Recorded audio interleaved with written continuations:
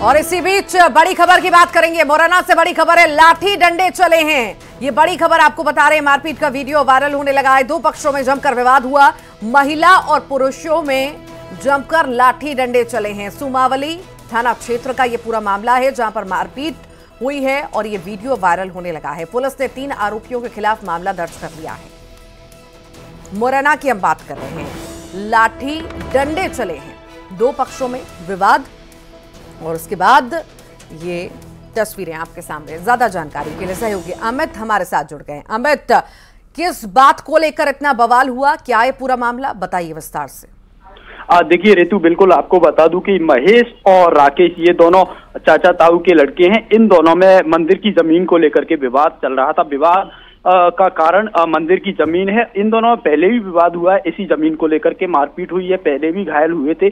उसके बाद पुलिस ने मामला दर्ज किया था। आज फिर देखा गया है कि महेश और राकेश में, यानी कि ये दोनों ने अपने अपने साथियों के साथ मिलकर के एक दूसरे पर हमला कर दिया। इस दौरान महेश और महेश की पत्नी घायल हुए हैं और राकेश भी घायल हुआ है।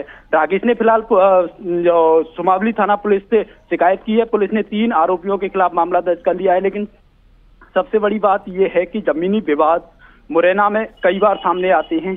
कहीं ना कहीं पुलिस का ये फेल्यूर है कि पुलिस अगर जमीनी विवादों को जिस तरीके से शिकायत आती है उन पर एक्शन ले तो ये विवाद इतना बड़ा रूप न ले। आज फिर देखा गया है जिस तरीके से कोकसीन का पुरा है सुमावली थाना क्षेत्र का, वहां पर विवाद हुआ है और महिला और पुरुषों में लाठी डंडे चले हैं, जिसका वीडियो भी सामने आया। वीडियो में साफ नजर आ रहा है। ऋतु, अमित, अमूमन हम कई बार ऐसी तस्वीरें मुरैना के आसपास के एरिया के देखते हैं जहां से ऐसी मारपीट की तस्वीरें सामने आती हैं और कानून को अपने हाथ में लिया जाता है। आखिर प्रशासन सख्ती क्यों नहीं दिखाता?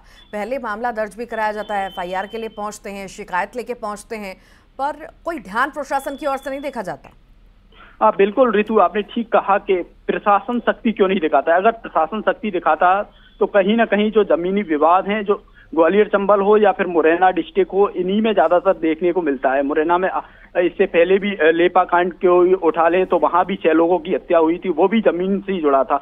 और आज फिर देखा गया है कि महिला पुरुषों में लाठी डंडे चले हैं। हालांकि कोई हताहत होने की खबर नहीं है, लेकिन सबसे बड़ी बात यह है कि ये जो विवाद हैं उनका कारण कहीं ना कहीं प्रशासन भी कटघरे में है ऐसे में, क्योंकि प्रशासन अगर ऐसे मामलों पर निगरानी करे और समय पर कार्रवाई करे तो कहीं ना कहीं इन मामलों का समय पर निराकरण हो जाए और ये विवाद का कारण ना बने। ठीक, बहुत बहुत शुक्रिया अमित जानकारी को साझा करने के लिए। तस्वीरें आपको दिखा रहे हैं, मुरैना की ये तस्वीरें हैं जहां पर जमकर लाठी डंडे चले हैं, मारपीट हुई है, एक दूसरे को पीटते हुए लोग नजर आ रहे हैं। तस्वीरें आप देख सकते हैं किस तरह से महिला पुरुषों में यहां पर मारपिटाई आपस में हो रही है, लाठी डंडे चल रहे हैं। आपसी विवाद को लेकर के ये पूरा जो है जो घटनाक्रम में बताया जा रहा है। फिलहाल पुलिस ने मामला दर्ज कर लिया है।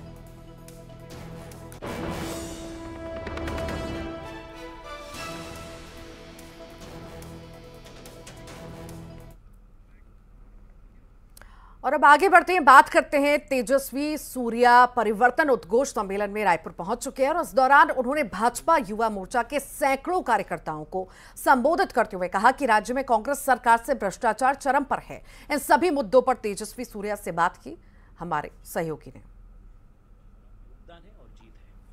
हमारे साथ मौजूद है भाजयुमो के राष्ट्रीय अध्यक्ष तेजस्वी सूर्या। इनसे जानते हैं, सर आज आप आए थे युवाओं के सम्मेलन में शामिल हुए, क्या कुछ खास रहा, क्या टिप्स दिए आपने युवाओं को? मैं युवाओं के बीच में आज विशेष रूप से अपने मंडल स्तर के कार्यकर्ताओं के बीच में कार्यक्रम हम किए थे और अत्यंत उत्साह के साथ यहाँ के कार्यकर्ता इस चुनाव को हम देख रहे हैं।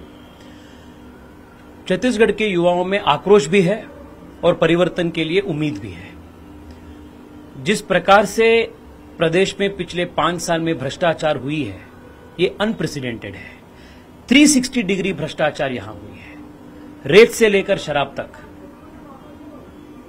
एम्प्लॉयमेंट से लेकर एजुकेशन तक, पीडीएस सिस्टम से लेकर ड्रग माफिया तक, हर प्रकार से प्रदेश में युवाओं को नुकसान झेलने का, नुकसान पहुंचाने का काम यहां प्रदेश में हुआ है।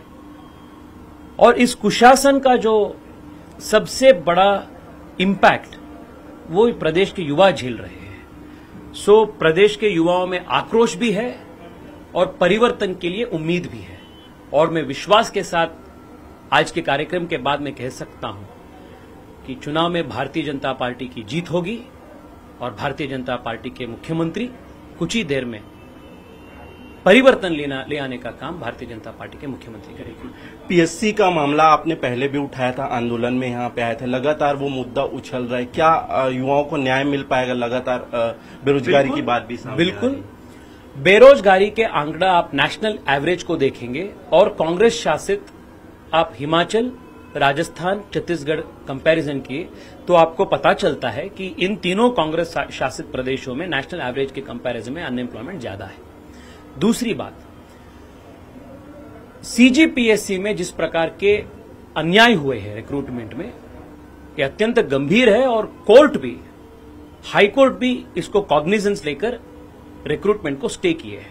मैं मानता हूं ये जो स्टे है ये प्रदेश के हर आम युवा का, प्रत्येक आम युवा का एक जीत है और युवा मोर्चा का भी इसमें बहुत बड़ा योगदान है और जीत है। और जब अपनी सरकार आएगी 2-3 महीने में, हमने विश्वास दिए थे और मैं फिर एक बार दोहरा रहा हूं, हम निष्पक्षपात से इन्वेस्टिगेशन करवाएंगे, सीबीआई जांच करवाएंगे, एक ट्रांसपेरेंट रिक्रूटमेंट पॉलिसी हम लेकर आएंगे और जिन जिन लोग डायरेक्टली या इनडायरेक्टली इस रिक्रूटमेंट स्कैम में इन्वॉल्व है सबको चुन चुनकर हम अंदर करेंगे। ये थे तेजस्वी सूर्या जिन्होंने भाजयुमों की रणनीति के बारे में बताया। कैमरामैन मनीष के साथ आकाश शुक्ला, न्यूज 18 रायपुर। इजराइल में फंसी टीकमगढ़ की छात्रा परिजनों ने मदद की गुहार लगाई है। इजराइल में छात्रा फंसी हुई है जिसका नाम है स्वाति सिरोदिया। इजराइल में एग्रीकल्चर से एमएससी कर रही थी। डिग्री कंप्लीट होने पर उन्हें इसी महीने घर वापस आना था।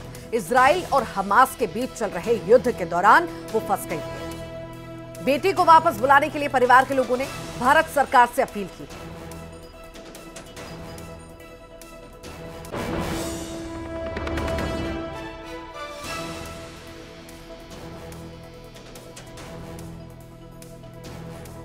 इजराइल में टीकमगढ़ की छात्रा फंसी हुई है, परिजनों ने मदद की गुहार लगाई। 2020 में, नवंबर 2020 में एग्रीकल्चर से एमएससी करने गई थी। इजराइल गवर्नमेंट से उसका सिलेक्शन हुआ था और नवंबर में गई थी वो।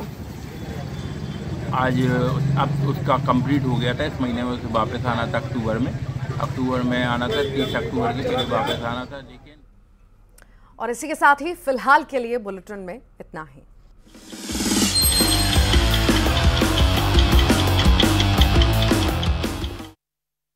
चुनाव संपन्न कराने के लिए नक्सलियों के खिलाफ एक्शन। सुरक्षा बलों ने नक्सलियों के कैंप को किया ध्वस्त। नक्सलियों के खिलाफ चलाया जा रहा ऑपरेशन। महासमुंद में 40 लाख के सोने चांदी के गहने के साथ ही 3 आरोपी गिरफ्तार। लग्जरी कार से उड़ीसा से छत्तीसगढ़ ला रहे थे ज्वेलरी। टेमरी नाका के पास कार्रवाई। कोरबा में छात्रा ने फांसी लगाकर की खुदकुशी। आत्महत्या की वजह का भी खुलासा नहीं।